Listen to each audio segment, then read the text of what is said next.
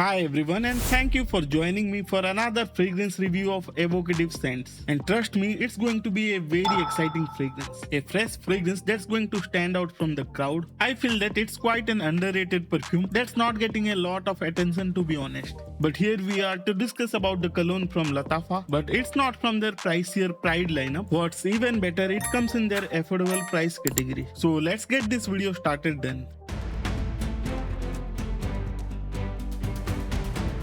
As always, we will go through the packaging and presentation before delving into the smell section. Now the outer paper box is pretty simple. It's a red colored box with silver Lattafa on the front. At the bottom of the box you will find the regular stuffs which is present on most of the fragrances out there. Nothing fancy on the outer box here since this is not one of their Pride lineups. Now at the back of the box you will find the hologram for the authenticity and a QR code that will probably take you to the Lattafa website. Now on the front section there is a silver motif with small red colored stone like design.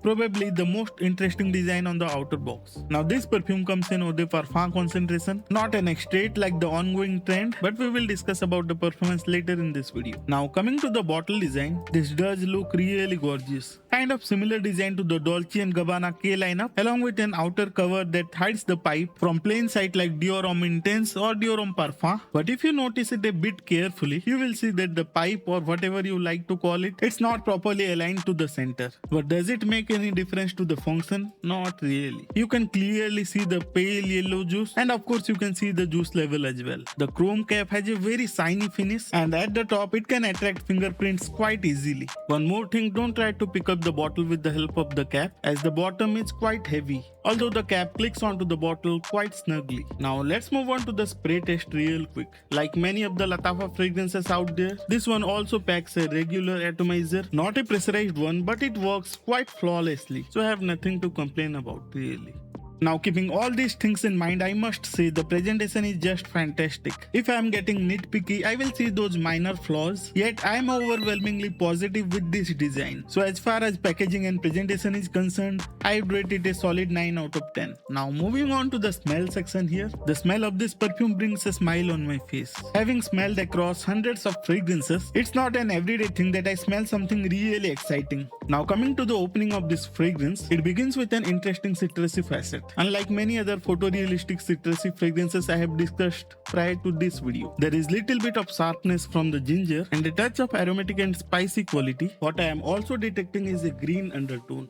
It blends beautifully with the fresh and citrusy opening. The aromatic aspects tapers it around the edges, making it feel quite rounded off in the end. I would say it balances quite well between the citrusy aspect, the green nuances, the aromatic facet, and also a touch of sweetness underneath. To be honest, I am not a big fan of tea note in the fragrances. Not that I hate them, just that I am not very fond of them. However, the tea note utilized in this fragrance, it is slightly on the fruity and floral side, and that hint of sweetness makes it more pleasant and likable, at least to my taste. Especially the lack of bitterness that makes it quite unique when compared to other regular tea fragrances. Although there is mention of raspberry in the notes breakdown, it's not the kind of raspberry that's on your face. Instead, it gives a very light fruitiness, making the scent quite likable and mass appealing in nature. Even though there is little bit of sweetness in this cologne, it's nowhere near the sugary or vanillic sweetness or anything remotely close to the Afnan 9 PM Rebel or something like that. Just think of the sweetness to be very subtle in nature. It's there, but it remains mostly in the background. In terms of smell, it kind of reminds me of summery refreshing drink, but it can be used all year round, irrespective of weather, situation and season. And not only that, it is perfectly unisex as well. In case you don't like tea-based fragrances, I would still recommend you to give this one a try. The Lattafa Dynasty is pretty unique in terms of smell, so if you want a change from your regular fragrances, then this might be just that. All well and good, isn't it? But what about the performance? And thankfully, this one is on the nicer side. I am getting good projection for the first 1.5 hours, and even after that, it maintains a decent scent bubble around you. The longevity on clothes is about 6 to 7 hours, and the range can extend a bit in cool weather. Frankly, for a fresh fragrance, that's more than decent. In fact, for the performance, I would rate this one as solid 8 out of 10. While this perfume isn't exactly going to blow your socks off, especially in terms of performance, it is certainly bringing something new to the table, and that too in a very mass appealing and pleasant manner. If you are looking for an interesting fresh fragrance from the house of Lattafa, I would say skip the Waha, get the Dynasty instead. It is a much better fragrance overall. While it might not be a benchmark for perfection, it's very good in terms of smell, presentation, and overall blend as well. There is little to no alcohol blast, and the smell is fantastic.